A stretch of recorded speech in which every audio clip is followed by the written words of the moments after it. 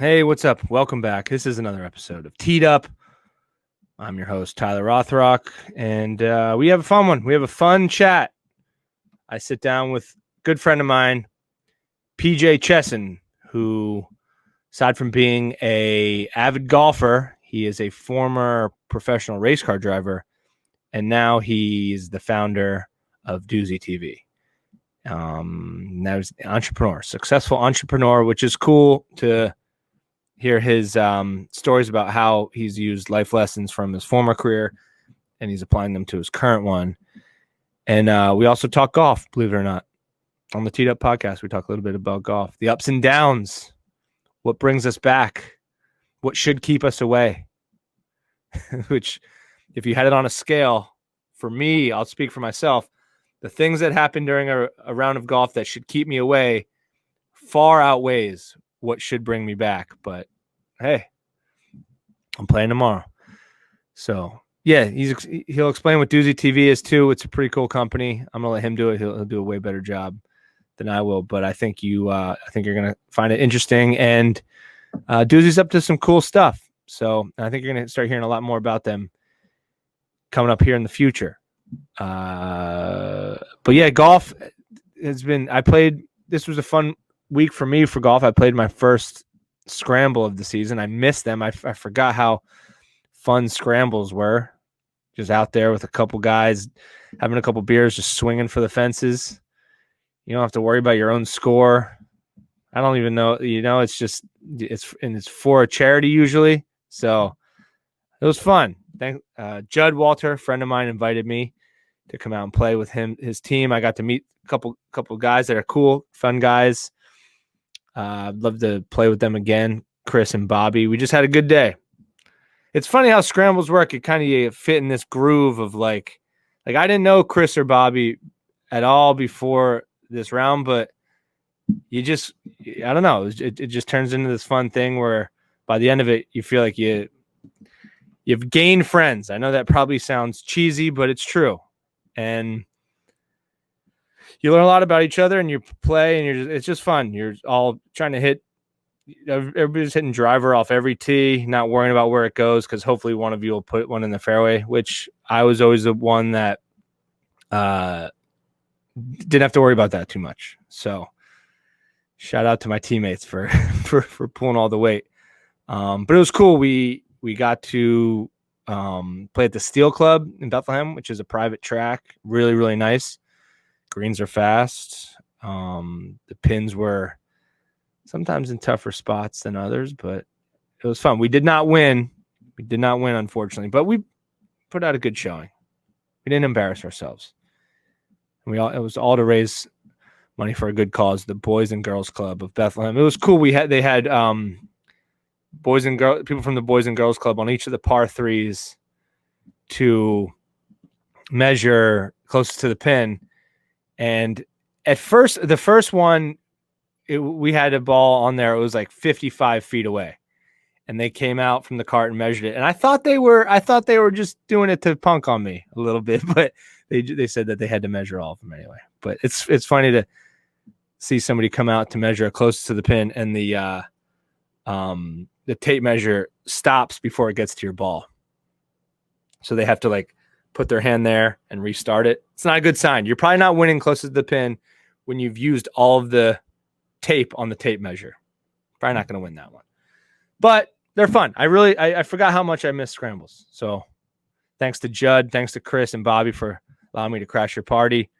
And the Steel Club and the Boys and Girls Club for putting on the event. Beautiful day. Great weather. Yeah, so if you have a scramble out there and you need a partner, I'm always available. I might not contribute many shots. What I lack in my skill, I can add in. I'll have a decent amount of beers on the course, and that'll turn fun. That'll be fun. So we're not gonna win with me, but I don't know. I don't know what I'm gonna contribute, but I'd love to play in your scramble. But without further ado, hope you enjoy the episode. Good friend of mine, PJ Chesson. I think you're going to enjoy it. Tune in. Let me know what you think. Rate, like, subscribe, tell your friends, tell your family, tell your coworkers, tell your enemies. I don't care. Tell anybody. But enjoy the show. Thanks. Hello, everybody. Welcome to another episode of Teed Up. I'm still your host, Tyler Rothrock, and I have an exciting one. I'm actually, it's funny. I'm with PJ, who is a golfer, also was a race. I've interviewed more race car drivers than actual golfers on the golf show so far. You and Sage, former race car drivers. Well, he's still a race car driver, but we'll talk about a little bit of the relationship between golf and racing in a little bit. But I'm sitting down with the man, the myth, and the legend, PJ Chesson from Duzy TV. PJ, thanks for coming, man. Thanks for doing this. Thanks, man. I've done a lot of interviews. I think that's probably the greatest introduction I've ever had. Well, the check is in the mail. I hope you bribed me with that night. Intro. Yeah. So you have a pretty wild story to where you are right now. It involves a little bit of golf, right? So for some golf fans, how long have you been playing the game? And talk a little bit about some of the other sports that you played prior to being so into golf. Yeah. So I've been playing golf since I was, I don't know, probably a little kid, but I played it casually because it wasn't really my thing. I didn't have the patience for the game. I didn't get it. And I was racing and playing all these other sports, lacrosse. I was lacrosse, soccer, wrestling, hockey, those like more physical stuff. And then it started to be a thing when I became a teenager where I'd go and hit some golf balls. I remember in high school playing golf with my brother James, who is just much better, naturally has a better swing than I do. And then only in the last few years, I started to really get into the game and really start to find an appreciation for it, and then joined a club. And now I try to play as much as I can, but it's a pretty sweet game. What made you, like you said, in the last couple of years, what was it that kind of got you hooked? I think there's something really fun about being able to hit a ball, like figure out where, when you're looking at a hole, to figure out how many yards you have to play the ball. I really love the technical aspect, I think, of the game. And then it's incredibly frustrating when you're aiming like over here and the ball goes over there. Yeah. Oh yeah. Well, that's the thing for me. I mean, you played with me a couple times. Wherever I'm aiming is the only place the ball probably won't go. Like, so it's like me, dude. Like that's what I like. The fairway, I aim at the fairway, and the a lot of times the tree line in between the holes is more narrow than the fairway, but I'm always there. I always find it. That's what happens, man. It's like this. You could cut the ball, be like, just pushing the ball all day long, and then you get to a hole and you're like, great, this is going to play perfect for how I'm swinging the club today. And then miraculously you hit the ball straight the one time you want it to move. Yeah, it's that kind of shit, man. Like, yeah, it's unforgiving. But that's what brings you back, though, because it's like, you know what? Next time I'm not going to do that. I'm going to go work on this. Yeah, that's crazy. It's like some masochism. Like, why does that bring us back? It's not fun. Like, everybody's like, there's just a shot that brings you back. I'm like, what about the other 93 of them that's going to keep me away? That's the one. Those are the ones I should be thinking about. Yeah, but I mean, there's something about just being outside, man, and doing that, and like walking around. I mean, and that's the other difference. In the first half of my life when I was playing golf, I was doing more drinking and other things. Than playing the game itself. So, if I'm not too intoxicated, I can get a good round in, but. I think there's like a threshold for me, like 0 drinks, I'm not very good. 1 to 3 drinks, I start to get good. As soon as I take a sip of that 4th drink, my body's like, it's over for you, pal. You're done.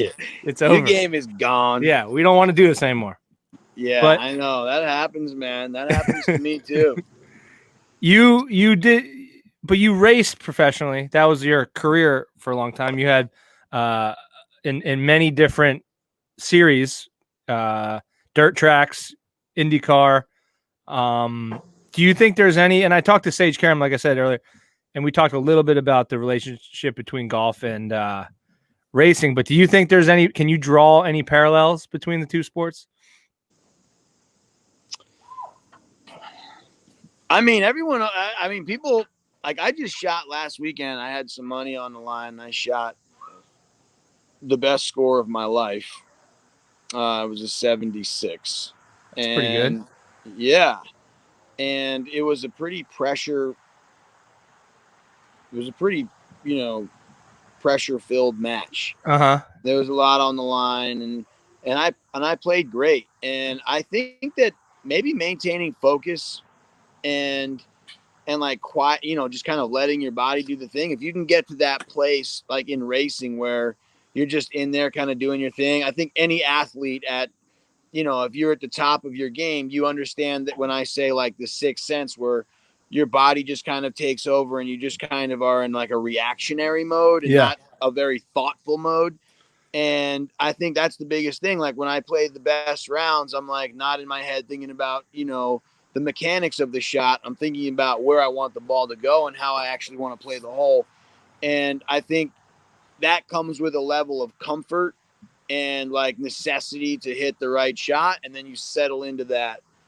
And that's so when you get to that point, and I think that the only real reference I have is like when I was in the car and I had a good car and I was just like, I was just kind of cruising. I was just going, so yeah. And you need to be focused for the entirety of the race. You can't be out to lunch in your mind when you're running with, all these other cars around at those speeds. So I think I think that those would be the 2 points where, I would probably draw some similarities. Yeah. And it's kind of been, and like we have friends that are racing, obviously this weekend, this will come out Thursday. We have some friends in Sage and Marco Andretti in the Indy 500, which is this weekend, so I always try to draw these parallels. And I always thought it was kind of interesting that racing and golf, they're pretty much the only two sports that change dependent on the venue. Like each venue, you got to prepare for a different track, right? Like every basketball court has relatively the same dimensions, and football as well. So you there's like a bunch of strategy, and you can't just rest on your laurels. Each week you got to be prepared and put as much time and strategy into each like weekend. Golf just feels like the greatest game in the world right now at this point in my life, because you're not out there risking your neck. You're walking around outside with buddies, talking shit and playing a game that's a really hard game to play. Yeah. And there's always the chance that you could shoot really well. So it kind of feels like a fishing trip. Like when you first, everyone packs into the boat and you're on your way out there. You're like, yeah, I'm going to get them. Yeah. It's always me going up to the first tee box. Yeah. And then like, shit, man. Next thing you know, you're going, guys, are we doing breakfast balls today? Yeah. And that's it's like what I love about it's like, there's 2 nines. So like the first 9 you could shoot 50, and you're just like, well, there's another 9. Maybe I'll do better on this 9. Yeah, you just can reset basically. Yeah, but if you blow up that first 9 too bad, it's almost like, you know what? It's kind of like in the video game when you crash, you want to just restart. Yeah. Yeah, like I want to sometimes just go back to the first. Hey, okay, guys, fuck this round. I mean, this round is gone. There's no coming back. You can't have 3 triple bogeys to start a round and then think that somehow you're going to be excited about the back 9. Yeah. So that's what I wish I could do. I wish like if I have 2 double bogeys, the whole round's gone. I don't know. I have friends that can like grind over every putt. It's like you're going to shoot either a 102 or a 101. Like, what do you do? But I kind of respect that they could be in there like still eyeing up putts. If it's all over for me, I'm using my wedge. That's me, dude. That's me. Like if I have that, then I like don't even look at the putts. I just kind of like smack it in that direction. Yeah. And then at that point, I've lost interest, kind of in the round. So that's the lookout. And sometimes, man, I don't know what the hell happens to me. It's like I get to like the back 9, like around 12 or 13, and I'm like, I'm not even sure I want to keep. I don't even know if I want to keep playing. Yeah, I think they should have that. Like, if you should be able to stop whenever you want in golf. It shouldn't have to be the whole 18. If you're through for 12 and you hit that 13th tee, if you hit the ball off the 13th tee and it goes wayward, you could be like, today we played 12 holes. It's not a Dude, that's the round today. You got to have some knowledge around the game, like the history of the game. Yeah, a little bit. Yeah. Like, didn't this game start out as like 13 or 15 holes or something? Well, there's a reason. I mean, now you're putting me on. I don't know the answer to this, but I think I think it did. And then there was a reason why. I'm going to look that up right now. Why is golf 18 holes? Yeah, man. It's some like commercialized, I don't know. It's like, well, guys were just starting to get tipsy by the time they got to like, Yeah. Because it is a very like. It's pretty long, dude. It's pretty long. I mean, it's a 4-hour round. I mean, that it used to be 22. Now it's 18. Why 18 holes? It used to be 22. I think it's because it says something about St. Andrews. I don't know. I'm going to have to research this. But you're right. It's a very odd number because you have to have. Well, I guess you could have a front nine that's 6 holes and a back nine with 6 holes. It doesn't matter. Yeah. I mean, yeah. I don't know. But I think I guess I shouldn't be bitching about 18 because it used to be 22. Yeah, it could be 36. That's how they used to do it. They could just play all day. But I think there is like a push for different setups, because golf, like you said, it's like 5 hours. It's a whole day. And unless you're out there doing business people have jobs and stuff, they can't be just out there playing all day. But speaking of that, you've recently kind of ventured into a new thing, right? You've left the racing world, not totally behind, but you kind of go into the tech space a little bit. Yeah. So I still very much love racing, and it'll always be a big part of my life. But I always said to myself, because I think along the way you're just very dependent upon sponsors and, having to, kiss the ring in many ways. Maybe it's going with a team that you might not be happy with. Maybe it's a series that you might not want to be in. Maybe it's, certain things that, about a team and how they operate that you might not like. And if you're not the one bringing the money or the sponsor, you really have no say in the operation of the team or really where the opportunity might actually present itself. So I thought to myself, gosh, it would be so nice to be in a position, and not necessarily as a driver, because I don't really even have any aspirations to go race at the really high level, maybe to go bang around with some friends. But I always thought it'd be really cool to have the ability to fund it myself and kind of create those opportunities and hire the right people and get into the right, not the right, but the series that I want to be in. And also support the series, like support younger drivers as they're coming up and some of the teams to help the sport stay healthy. So I started Duzy, which is the world's first shoppable video solution. And we have patents in this space allowing for the actual checkout and purchase of a product in a video frame without being redirected. So like right now in here, if I wanted to sell you a TaylorMade driver, right in this video, you could just touch the TaylorMade driver and check out while we're talking. Yeah. Wow. That's huge. It's huge for golf people. Yeah. Especially. And we're working with the PGA Tour and also the USGA, specifically around the US Open. And their podcast, that they have, I think it's called like the Tap In or something. Yeah, or out of it was, I think, so I gotta look that up. I think it's called either Tap In or the Tap Out of the Rough, something like that. Yeah. So a lot of exciting stuff, man. A lot of really exciting stuff, and it's been a wild ride from that having that excitement to sitting in front of a computer on a video screen. Yeah. How do you man, keeping How do your you get shit that together. same thrill? Like, do you get that same rush when you're, you know, doing some business with Duzy that you did in the car? And again, how does something like, it seems like I know you pretty well. It seems like your mind's always running. Like you got a lot. How do you calm it down even to be able to play golf?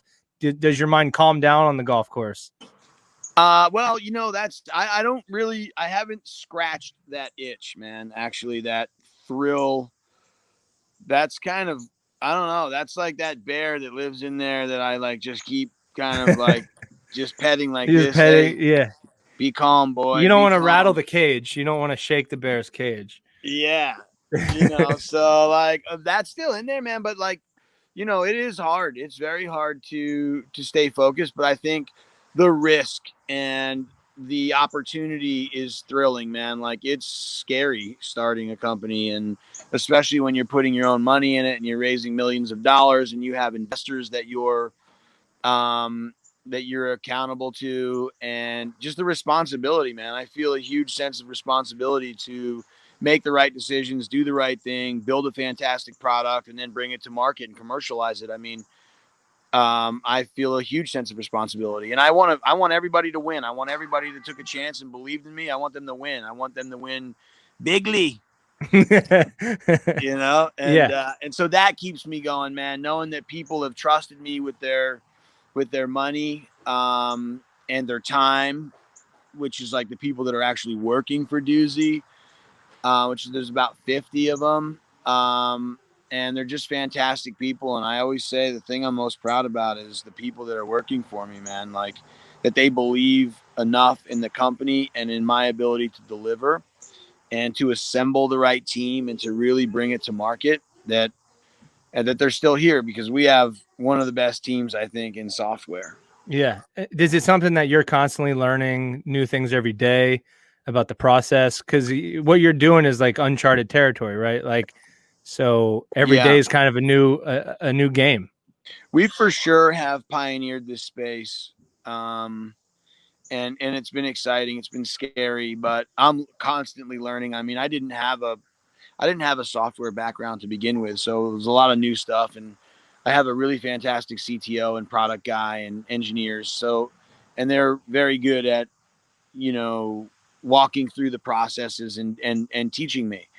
And yeah, I'm like a sponge, man. It's been really fun to learn about that space and to be involved and to be dealing with the people that we're dealing with, the customers that we have, the competitors that are out there. Um, you know, it's been pretty cool. What's I mean, you've reached a high level as a professional athlete and also as a businessman. What are some things that people can take away as a skill set or something that they should keep in mind when they're trying to achieve these great things? Is it something you got to stay humble and always be willing to learn something new? Like, what do you try to keep focused on, or what have you drawn from your life, you know, competing in racing all the way to now, that's been a constant thing that you focus on to remain successful? Honestly, man, it's been gratitude. It's been humility. It's, you know, business and being out there competing to make money. Making money's hard. Mm-hmm. And there's so many brilliant people out there that are really motivated. And when you're talking about money, people are bringing their best, man. They're bringing everything they got. And um, I think for me, I'm just so thankful for the opportunity. I think for the people that I have around me. Um, and I think gratitude, man, goes a long ways with everything. To be thankful for what you have, to kind of find a way to enjoy the process without focusing on like the outcome, right? Yeah. That is a very important part, and that can apply to so many things in your life too. Like, you know, for example, golf, right? If you're thinking about, gosh, I need to score, I need to score, I need to score, instead of really getting into the process of the game where you break down it, you know, you break the round down hole by hole, you know, where you set targets and you're starting to land the ball in certain places with your short game. And then you're really lining up the putts and have a clear understanding of the green and like what club to pick, and not just standing in front of like, you know, the water shot and going, oh shit, I can rip the 3-wood out and Yeah. send it here. Yeah. or I can take the 5-iron and put a safe shot. So really getting into the process and enjoying that process, I think, is really important. So, yeah. And trusting your caddy. Sometimes that's the one thing like you see on tour all the time. These guys, like the caddy doesn't get as much credit, but they're the ones, like, it's a team effort, right? Speaking about gratitude, the most successful players on tour seem to be the one that do view their caddy as an equal and have all that gratitude towards the person that's helping them with a shot. They know, I just played with a fantastic caddy the other day. And what made him so great was, first of all, his belief in the fact that I could hit a good shot. Right. But secondly, man, like, what was the best? The best was every shot he was talking about, man, we can hit this shot. We can, and it was, and he made me feel like he was really in my corner. Like, he really wanted to see me do well. I mean, there was a lot on the line, but everything was we, and he really did coach me. And he's the one that's saying, like, let's just hit the ball here. Yeah. Let's move the ball in that way. Let's work this. This is going to, and I've drained some big putts. I was only 1 over on the back 9. I mean, which is a big deal, That's man. big. At this course. Yeah. And he was reading them right. We were just in a zone. And I think that a caddy does not get enough credit, for sure. Yeah. Until you hit one in the woods, and he was probably like, you can find that ball. You can, I'm not going in there to get that ball. Right. Yeah. And it's all on you. Yeah. The snakes and the ticks and some places, the dragons that live in the rough. No, but you're right. Sometimes you got to know when to, like, go for it. You can't always go for it. Like some of the, like, the whole tin cup logic where everybody says the guy with the ballsy move is to go for it. Well, sometimes the brave move is to swallow your pride and just hit it out there and give your chance at a birdie. I don't have many shots. You do not do that. No, because I don't have many chances to go for it. So usually I'm chipping out of the woods. So I never have the chance. Like if I'm at a par 5 and other people are going for it, I don't have to even decide that because I'm chipping out of the woods and, like, I can't even go for it. I don't have a look. But you have the length, dude. You've got the length. Yeah, but the length, we know where the length can go anywhere. Like, I stand up at the tee, and I have this great thing about my golf game where when I'm on the tee, the ball could go anywhere. It doesn't. It literally could go anywhere it chooses to go. I do not limit where this ball could go, which makes it for a very fun day. I wouldn't want to hit it straight every time. That's boring. I know you say that, but dude, it's actually kind of fun, man. When you see that second shot go, like, on the green, and you're like, 2 putts for par, or like a birdie putt. Yeah, that starts to get really exciting, man. Yeah, making birdies, that seems like it would be fun. That seems like it would be a very good time. You mentioned stuff about the PGA Tour. Is there anything you could talk about upcoming that people could look out for? Is there any way they could get more info or get involved, like to be able to? Well, I think what I could say is they're very excited about the opportunity to be able to offer the fans that are watching the ability to purchase the products, the clubs, or the gear that the players are using that weekend while they're watching the broadcast. Oh, cool. And there could be, special offers that could come up. For example, like, Tiger's driver might be offered at a discount potentially, during the broadcast, or maybe there's a foundation that someone that's, maybe it's the St. Jude's tournament, and, you can contribute very easily during the broadcast. So I think, there's a lot of stuff around the corner with them that they're looking at, and also buying tickets to next events, to future events. So all that kind of stuff. Have you been watching any of the golf? And we'll talk about the Indy 500, what you think it's, this Saturday without fans. Have you been watching any of the golf on tour without fans? Have you enjoyed that? Because you do get and you're somebody that's played some rounds with PGA Tour players. You don't really get when there's fans and there's a bunch of commotion, you don't really get a feel for what they're saying. You get a closer, more intimate look now because the mic picks up more stuff. Has that been something that you've been interested to see? Yeah, I think it's been good, and I've been watching a lot of golf. But I think that what makes golf really interesting is the crowds, right? I don't know how the hell these guys. I get nervous when there's like a caddy in the group. Yeah. You know what I mean? Like these guys are like hitting. I just watched some Phil Mickelson highlights like the other day. It was on YouTube or something. It just like got served up, and I was like, "Holy shit! This guy is hitting a ball off of like a stump." And there's like crowds of people, like really close to his shot, out 20 yards. Right. Yeah. And he's 10 or 15 yards out, and he's gonna go after this thing hard with a wedge off a stump. You have no idea. At least I would have no idea where that ball is gonna go, and someone's life could be in danger. Well, yeah. You wonder how confident he is, or if there's a part of him that's like, these people are standing here, but I mean, I don't know. Like it's up to them, but it's definitely feasible, man. They could skull that bitch, and it could fucking. Oh yeah, definitely. They have. And have you ever? I mean, I've been to PGA Tour events where, when you're watching an event on TV, and this is not to knock PGA Tour players, they're amazing golfers, but they do hit shots like that. Like that's not. Hell yeah. Sometimes they do like cook one in the woods or snap hook. So like when you're watching on TV, you're seeing the great shots, but you're not seeing the skulls and the shanks. But it does happen.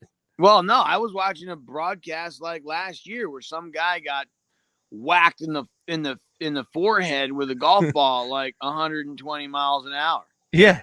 That'll mess up probably your weekend, if not the whole week. Your hat's gonna fit a little differently with that. Yeah, you gotta adjust it in the back. Have you have played with a couple, really good golfers, some really top amateurs and some PGA Tour players. Yeah.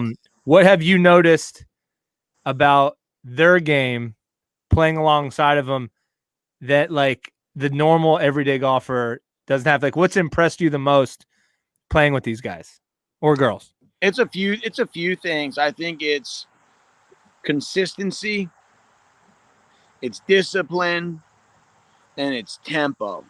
Yeah. Right? Those things are the things that clearly stand out and discipline, I'm referring to like, how you actually set up to the ball, how you think about what shot you're going to hit, how you stay down on the ball, you're focused, you keep your body from moving like that, the discipline, right? I think that those are the things that are most impressive to me. I mean, it's unbelievable how consistent these guys are. Yeah, for sure. And do you have like you have kids? Is it a game that you are going to have them play? There's one of them right there. There's Cash right there. How's his game? He wasn't into golf, and he just kind of expressed an interest in it. And his golf clubs came last week, and I took him to the course, and he had his first lesson, and he's really into it because he's got some buddies that are playing golf now. So he's really into it. And we're in fact playing in a father-son tournament in 2 weeks, which awesome. I'm really excited about. Dude, that's one thing, like looking like you talk about like what the gifts that the game can give. Like that's the stuff that's the best part of it. Yeah. And because it's something that you guys could play together forever, right? And it'll get to a point where he starts beating your ass, and now you're gonna be like, maybe I got to go get lessons too, and you're gonna maybe sabotage his equipment. It's gonna become competitive. Oh, I will be talking shit and getting in his head when he starts getting good and beating me because I can't have that. Yeah, for sure. But do you guys? So and you play. What are some of your favorite spots that you've played?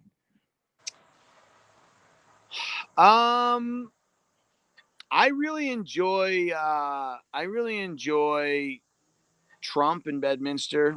I like Hamilton Farms right here also in Bedminster. I like Saucon Valley I'm a Yeah. member there, and they've got 3 great championship courses. I think Wayhill or Old are probably my favorites. Pinehurst is really cool. Mm-hmm. And I think I've played a lot of really cool golf courses, but I really sucked when I played them. Yeah. Right? They were usually like golf outings where I played some great courses in Arizona and Las Vegas, those desert courses, which are really cool. But, if you're not striking the ball well, it's just not as fun because you're not landing. At least I'm not landing in places where I can hit the ball. Yeah, it's like going to a good restaurant but already being full. You can't. It's like, well, I can't enjoy this. Yeah. So now I'm starting to get really excited about playing golf at some of these really good courses. Like I think I'm going to hit Pebble this year. I want to get over to Scotland. Yeah. I want to go back down and play Pinehurst. What about equipment? What equipment do you use? I just switched recently to PXGs, the Gen 1s, which I hit very well, and I like them a lot. And I still have older woods. I have the R1 driver, which is a dinosaur driver. And I have the I think they're R1 woods, and I use a 3 hybrid and a 3 wood. What about your first set of golf clubs? You remember your first set? My first set of golf clubs, I think, were a huge cavity-backed Callaway set. the Big Bertha. Yeah, I think it was the Big Berthas. I think I might. I gave them away. I have a set of those. I gave them away. They were old, man. These things were like old 90s, early 2000s old or whenever. I mean, they're like old. And then I went right into Mizunos, which I had for a long time, and I don't even remember which Mizunos they were, so don't ask. But I still have them, and they're a great club. It's kind of like I think it's a muscle, like a muscle cavity, or like a little bit of a cavity, but forged blade kind of. You've seen those clubs. Yeah, I think maybe the MP64s. Maybe. Yeah. Actually, I think those are the ones. The MP64s. Yeah. Well, those are players' clubs, man. Those are players' clubs for sure. Yeah. So, but the PXGs, you like the upgrade. They're a little bit more forgiving, right? They have a little bit more ball speed across the face. Yeah, they're a tick more forgiving, and what I really like about them is the buttery feel that I get with them, and I don't feel like I have to go after the ball as much. I feel like I can hit it. I feel like I'm really well rewarded for good ball striking. Mm-hmm. Yeah, you know what I mean. And the other thing I like, which is a change, was I switched over to a KBS tour shaft. Yeah, because you have pretty good club head speed. Yeah, which adds to the the ball actually flies differently. Mm-hmm. And I've made some really big changes to my swing. I've been working with a swing coach, and man, my tempos come around. I was getting too far inside. I was sliding my hips. I was doing all the shit that's really bad. Yeah. For golf, apparently. and good for other stuff, bad for golf. Yeah, man. I've worked on the old. Can you see this here? Yeah. I worked on the old hip turn. Oh yeah. Pull the hands through, because I was getting to here at impact, and my hips were staying still, and then I was trying to catch up with them after, and that made such a big difference in my golf game, man. My misses have gotten much better because it's more of that hip turn. Yeah. More consistent, and that's another parallel to racing, where a lot of like work and planning and strategy goes into the setup, right? The car setup. You're not just rolling the car off and racing it. You got to fine tune it through qualifying and practice. With golf, it's the same thing. Everybody's swing is a little different, so you got to find out what lie angle, what loft's best, what shaft's best. Yeah. And I like I like getting a little wild, man. I like getting a little wild with my swing sometimes. Did you do that on the racetrack too? Yeah, I was told that I was a little wild on the racetrack. But in golf, it's a different kind of wild, man. Like like going for the shot. I don't know that that's really even the wild thing. That's like, oh, look at this dumbass. He's going to try and go for it. And then sure enough, you like hit a bad shot because you tried to kill it and you're swimming or you're lost or whatever. It's kind of like who did it just this past weekend? Jin Lee or whatever his name was. Yeah. He took his driver out on 18 or one of the holes and the commentators were like, what the hell is he doing here? And then he just blasted into the weeds and it was gone. Right. He lost the ball. He had to go back and re-tee, and it ultimately cost him the tournament. That happened in the USAM too. The USAM, the match the kid went, he had to go for it. Well, he was down. He was down, his match play, so he was down a match, down a hole. So he had to do something crazy, and he pulls the driver out and fans it into the long stuff. Bye. He's shaking hands on the tee box. Doesn't have to go. Match over. So, yeah. I don't know. Maybe he had like a date or something he needed to get to, and he's just like, let me get this thing over with. It's hard because those are the moments when you have to hit that big shot that it's even more important to really find your tempo. Yeah. I think that's what's fun too. Like being under pressure is fun, but I suck so much under pressure. Like I just, whatever that shouldn't happen is what I do under pressure. Like that, if I'm like, don't hit it thin because there's water behind the green. Just don't, you don't hit it long anyway. You just don't hit it thin. What do? I'll thin a 56-degree wedge, like 190 yards into a lake. Well, you know what, dude, you know what they say. And actually, this is a racing thing too, man. Like if you look at the wall, you're gonna hit that bitch. Yep. You know what I'm saying? So if whatever you're focusing on is what that's where you're gonna end up. Yeah, I need a caddy. You need a caddy for the positive thoughts. Don't let those demons. It's like a spotter, right? In racing, it's like don't let the demons seep in, because as soon as you start thinking about that lake or that bunker, guess what? Your ass will be in that. Those little shots around the green that are like can be really tough, and the short shit, and you got a 60 in your hand. The scary ones that are about 30 yards or 15 yards. Those guys. The most important thing is to keep those buttons on the shirt moving. Right. Towards the target. Like just keep them turning and stay down on that ball, and that's I play this short game with a good friend of mine here in New Jersey at Trump in the evenings, and it's all about chipping and putting, and we play as often as we can.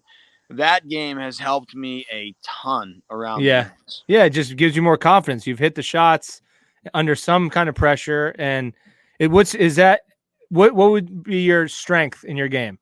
I know you hit it pretty far, but what do you think your weakness is? My weakness is for sure the consistency with my ball striking. Yeah. I think and also my alignment, and also I have a lot of weaknesses. But I think my strengths are, I think my ability to hit the kind of crazy shot from a suboptimal place. Yeah. I've gotten pretty good at that because I've been in there a lot. Yeah, that's what happens. You stay in the rough, you're good out of the rough, right? Yeah. So like I think that my ability to scramble can sometimes be pretty good.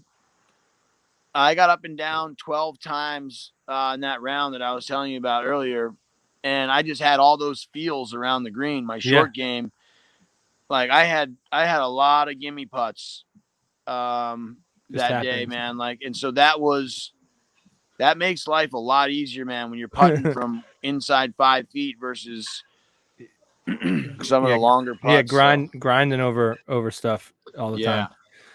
Before I'll let you go in a couple minutes. Thanks. Obviously it's awesome having you do this. And The Indy 500 is this weekend. Obviously, our buddy Marco's on the pole. Is it weird not seeing fans out there for the Indy 500? Is that something? But is that going to affect that race? Or as a driver, and you ran in that race, can you feel the fans there? You can for sure feel the fans there. You feel the energy, 110%. But I think that all those guys, once you get in and you pull the shield down, you get pretty focused. I mean, you're not, but although you feel them, you notice them for sure, especially under cautions or coming into the pits and going down. When you kind of slows down and you kind of have a minute to see around, you realize that there's a lot of eyes on you and there's a lot of noise, and you can feel that. I mean, you can energies are really, it's a tangible thing. So yeah, I think it's definitely going to change the race a little bit. I think it might be better for some guys and, maybe not as good for others, but I would sure love to see Marco pull it out. I think that would be really great. Yeah. That'd be Those cool. are not kids in the background crying, by the way. They're probably looking at your golf swing videos. That's what's going on in there. She just saw me go for it. She saw you practice it out on the patio. All right, PJ. Well, thanks for taking some time to talk with us, talk a little golf. I'm sure we'll play soon, and we'll watch that race, and hopefully Marco wins it, and it's a good safe race for everybody. I love it. Thank you so much for having me on, man. This is really cool, and I wish you all the best with this. And thanks. Man. I can't wait to see all the future guests that you're going to have on this show. I think you're going to have a pretty good lineup, man. I can't wait. It's going to be fun. Check out at Duzy TV. PJ, thank you so much, man. Thanks, Ty. Appreciate you, man.